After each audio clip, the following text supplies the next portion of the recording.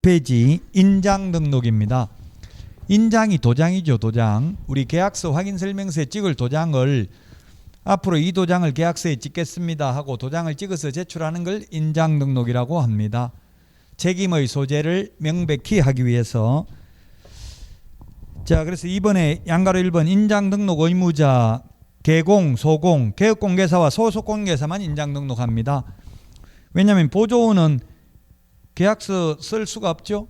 그러니까 도장 찍을 필요가 없다. 보조원은 인장 등록 안 한다. 자, 그 다음에 양가로 2번에 동그라미 1번 인장 등록 시기는 업무 개시 전입니다. 업무 개시 전. 업무 개시 전이라고 되어 있지만 아까 첫 시간에 제가 그림을 그렸었는데 등록증 교부 전 업무 개시 전입니다. 등록증 교부 후 업무 개시 전이 아니라 등록증 교부 전. 우리 교과서 116페이지 한번 보세요. 116페이지.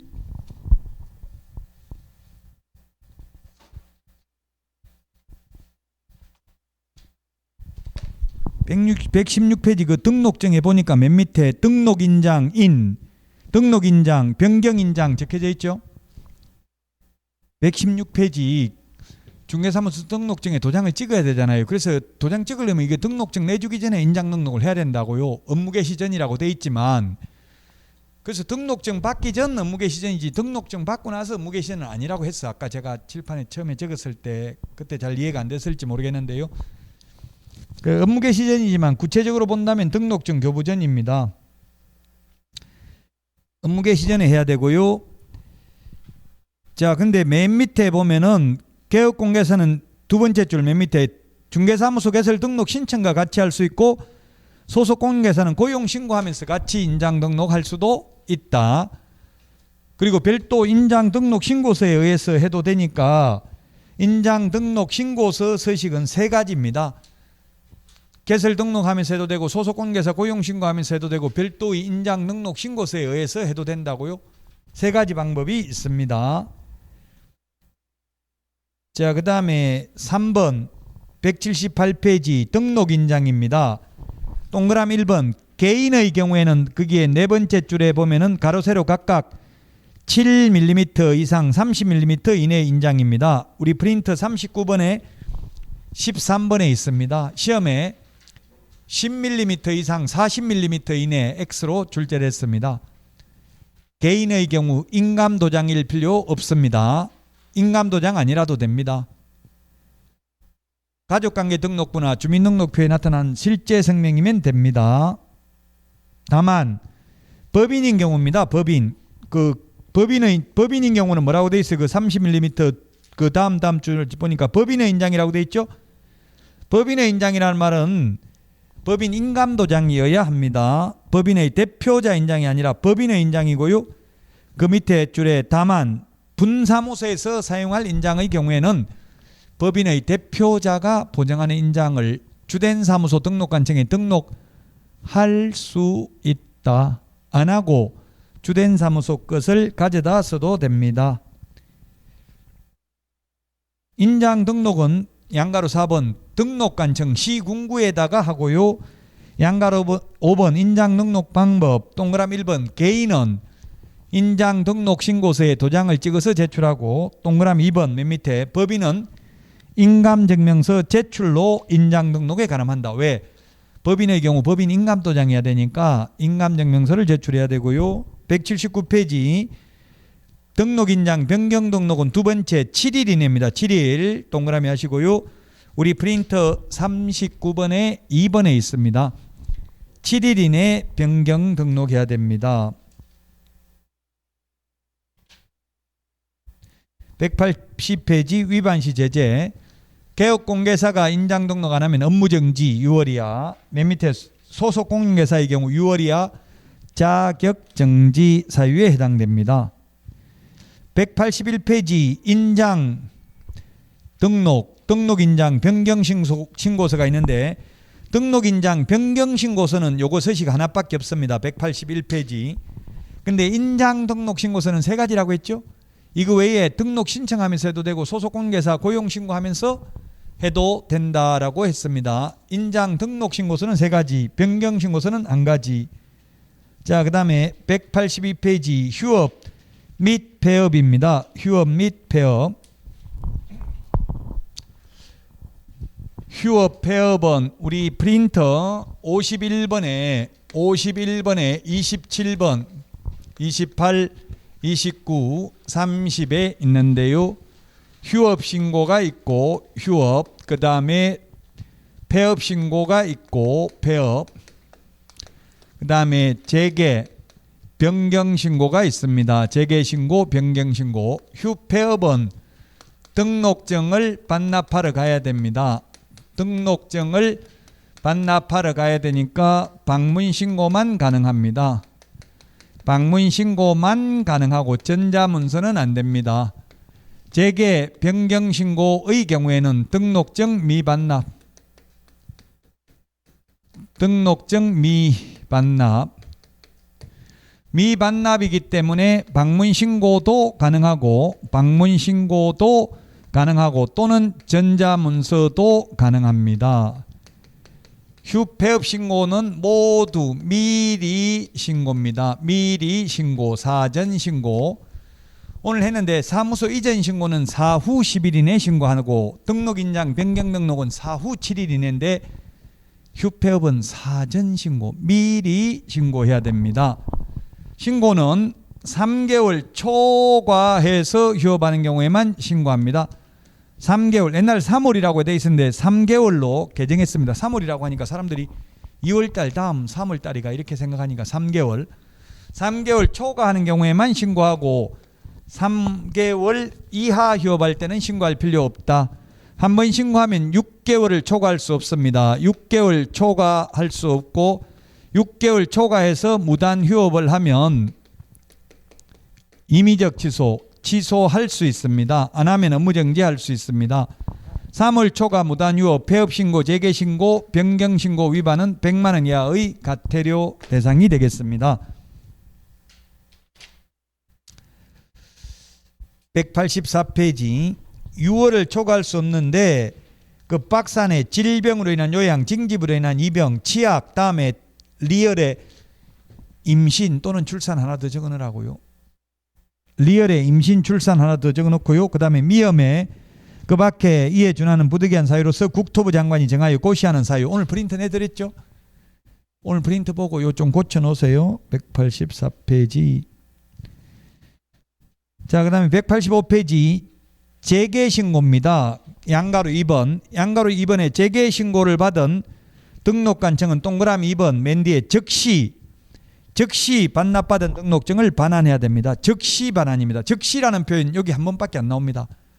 나머지는 법조문에는 다 지체 없이입니다. 공인중개사법에는 즉시 여기 한 번밖에 안 나온다고요.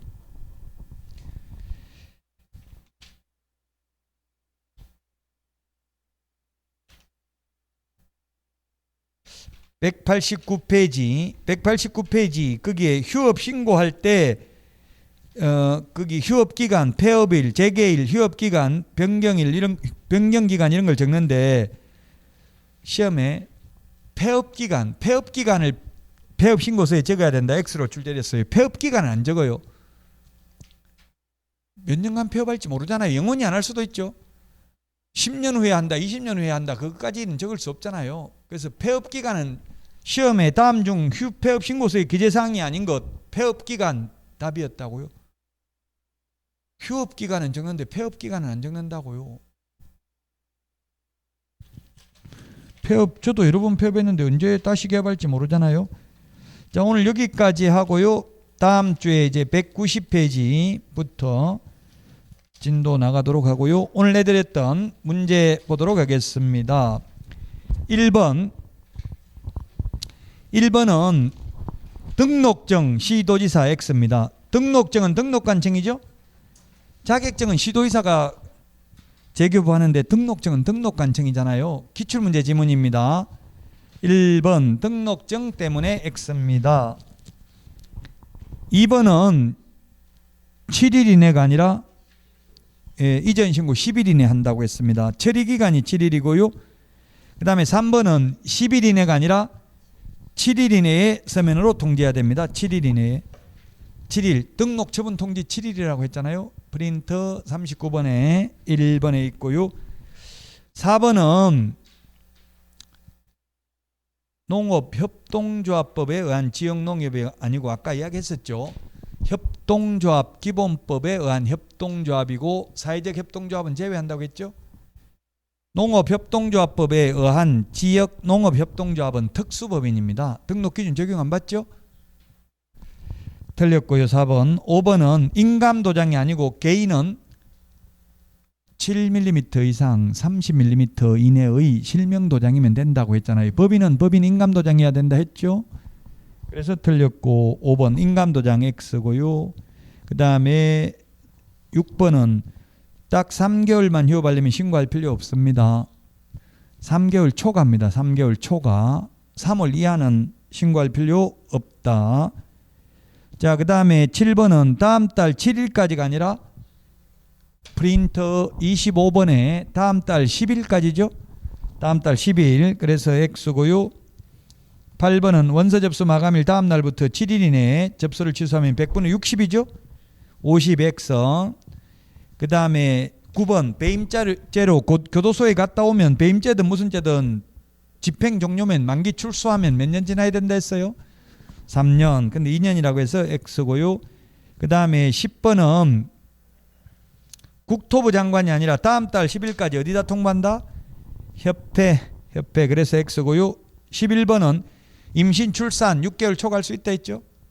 O. 그 다음에 12번은 모든 행위가 아니라 아까 무슨 행위라고 했어요? 업무상 행위.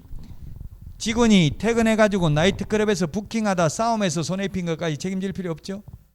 업무상 행위, 모든 행위 X고요.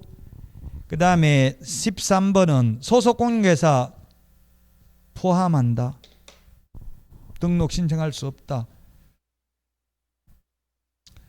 소속공인회사 제외하죠. 제외. 소속공인회사 제외한다. 즉 소속공인회사는 개업할 수 있다 없다.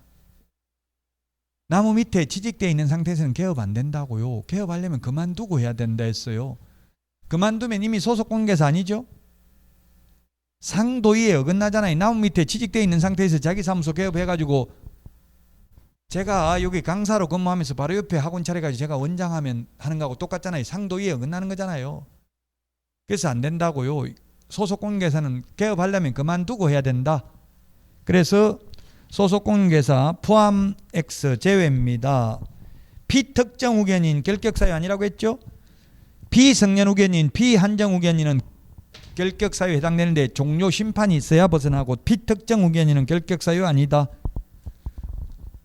자, 그 다음에 15번은 이게 뭡니까? 15번은 이중소속. 이중소속 될 수 있다가 아니라 없다. 이게 이중소속이잖아요. 양다리 걸치는 거. 동시에 두 군데 근무하는 거. 이중소속 될 수 있다. X. 없다. 16번. 사무소 2000에 등록했으면 2000시 안에 하나만 둬야 되고요. 단 법인의 경우 분사무소 둘 수 있죠. 이거 맞습니다. 하나밖에 안 된다 했습니다. 사무소. 자, 그 다음에 17번이 32회 기출문제입니다. 32회 기출문제라고. 시도별로가 아니라 분사무소는 시군구별로 한 개씩밖에 안 됩니다. 물론 주된 사무소가 설치되어 있는 지역에는 안 되고요. 자, 그 다음에 18번인데요. 분사무소 설치 신고는 분사무소 소재지 시장군수구청장이 아니라 주된 사무소 등록관청. 우리 프린터 4번에 까만 별표, 세 번째 까만 별표 보면은 분사무소 설치 신고, 분사무소 이전 신고, 분사무소 사용할 인장 등록, 분사무소 휴업 신고, 분사무소 폐업 신고, 분사무소 업무 정지 모두 주된 사무소 등록 관청이 해당 관청입니다. 프린트 4번에 세 번째 까만 별표 있죠? 19번 분사무소 설치하려는 경우 책임자 자격증 사본 제출해야 된다.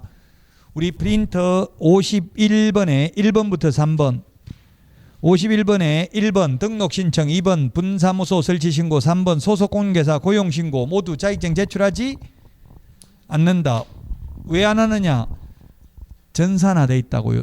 자격증 교부대장은 지난주 전자적 처리가 불가능한 특별한 사유가 있는 경우를 제외하고는 전자적 처리가 가능한 방법으로 작성 관리해야 됩니다. 그래서 제가 등록을 해보니까 제 주민등록번호 입력하니까 다 떠요. 자격증 언제 땄는지. 그래서 굳이 제출할 필요 없다.